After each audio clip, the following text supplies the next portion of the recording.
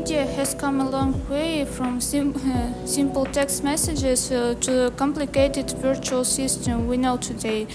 It has transformed how humans view interaction culture, moving from basic connections to AI-powered experiences.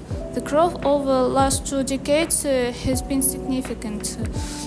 It started around 2002 with the first global networks, followed by the launch of giants like Facebook and YouTube between 2004 and 2006. The iPhone in 2007 reinforced this by enabling mobile connectivity, followed by Instagram in 2010 and Snapchat in 2011. By 2017, TikTok had globalized, bringing us into the era of short-form video. Everything changed after 2020. The pandemic virtualized our entire lives, causing people to use networks more actively than ever before. Now in 2025, we're dealing with AI influencers, chatbots, and decentralized platforms. But this rapid evolution comes. But with this rapid revolution comes a cost. To understand where we're going, we first have to understand the crisis we are in. Despite the comfort of communication, social media has caused significant drawbacks in mental health. Statistics report that more than 970 million people worldwide live with mental health issues, like 300 million people with depression or 301 million people with mental health anxiety. These rates peak among young adults aged between 18 to 25 years old and at nearly 36.2%. So it raises a key research question.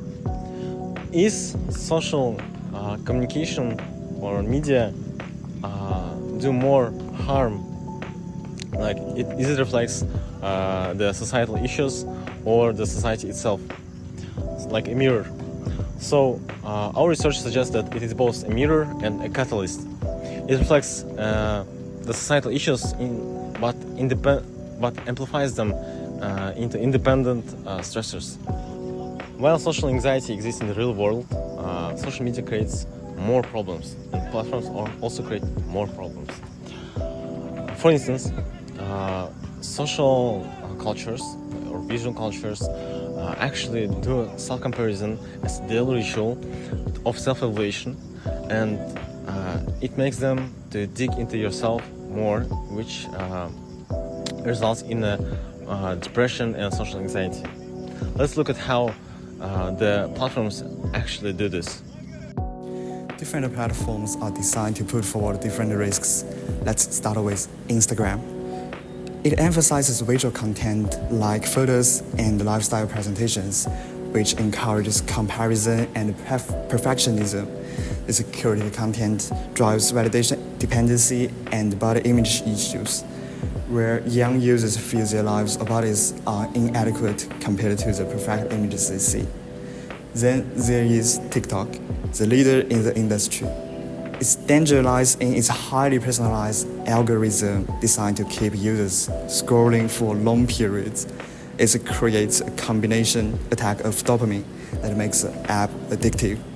Because the content is fast-paced, it contributes to shorter attention spans and difficulty focusing. Furthermore, the pursuit of fame on TikTok often glamorizes risky behaviors or dangerous trends just to get views. Hey, sorry bro. Be careful. Sorry for interrupting. I'm too into Instagram. I bet. Be careful.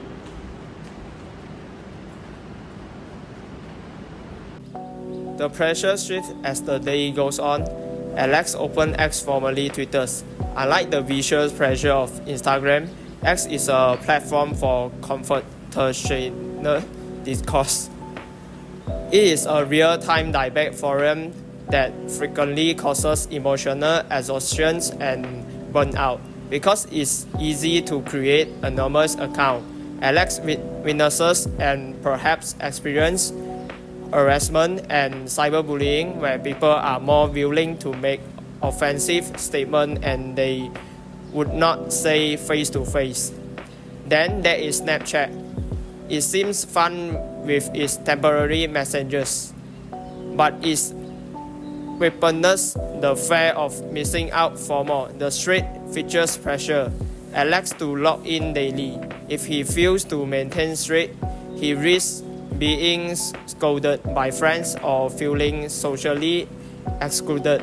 Finally, Alex stumbles into the darker corners of Reddit, described by some as the Wild West due to under-moderated communities.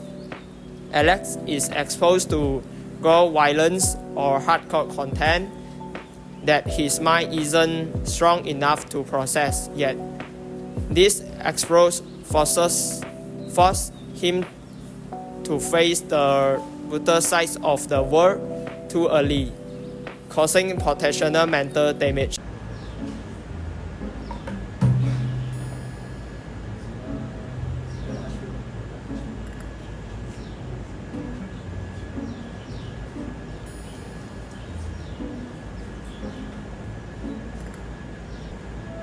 So, to truly understand these impacts, we must look through a philosophical lens.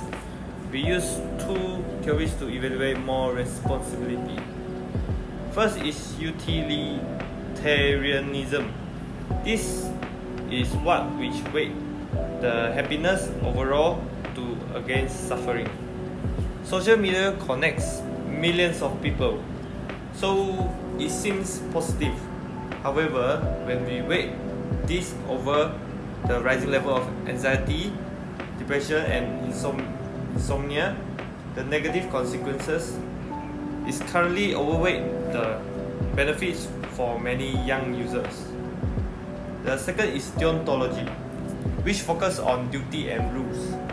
From this perspective, platforms have a duty of care to protect young users from harm and avoid devious algorithm designs. It also reminds us that users have a duty. Cyberbullying and anonymous attacks are violations of moral laws regardless of the platform's design. Responsibility is shared. So, how about character authenticity and reality? Can you tell me about that?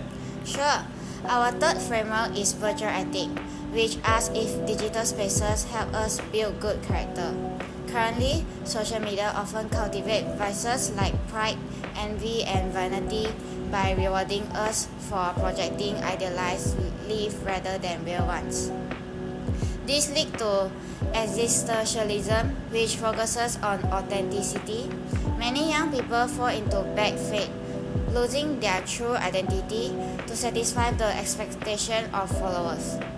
This loss of self leads to emptiness. We see the tragic result of this ethical failure in real life. In Malaysia, suicidal thoughts among youth rose from 10.1% in 2019 to 9.2% in 2020, with high stress level jumping drastically. We also see it in phenomena like the Blue Whale Challenge, where digital manipulation directly leads to self-harm and tragedy.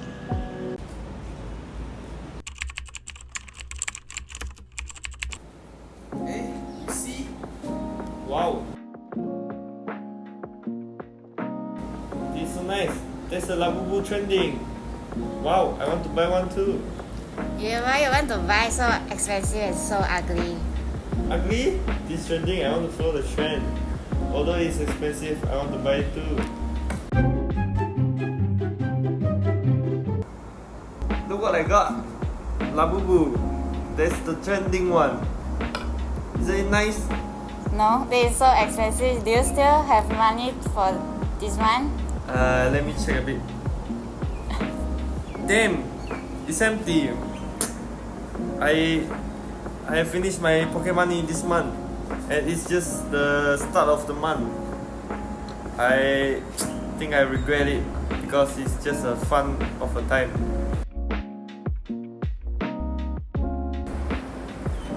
This is what happened. What happened? Do you follow this trend? You buy things not because you want them. You just follow the social media. Yes, I find out my friend have one too, so I would like to buy one. But now I regret it because it had just finished my pocket money. So do you learn this lesson? Yes, I will not buy the things I want. I will buy the things I need. So, is social media the root cause or just a symptom? It is a balanced conclusion.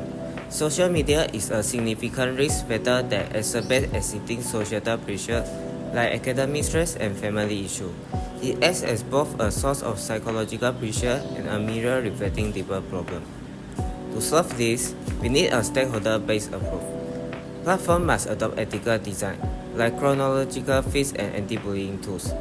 Regulators must treat young mental health as a public good and demand transparency. Educators should integrate philosophy-based digital literacy into school.